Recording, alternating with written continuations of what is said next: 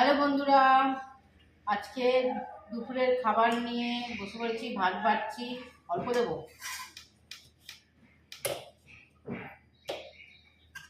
চলো কী দিয়ে খাবো দুপুরের খাবার, ভাত কী দিয়ে খাবো চলো একটু দেখিয়ে দিচ্ছি। ভাতটা বেড়ে নিই।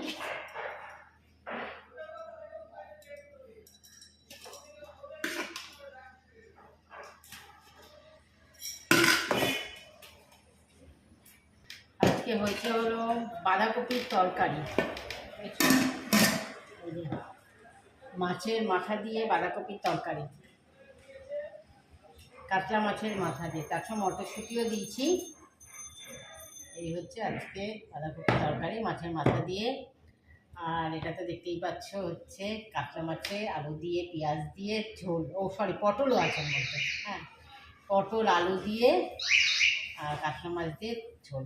পরের ভিডিও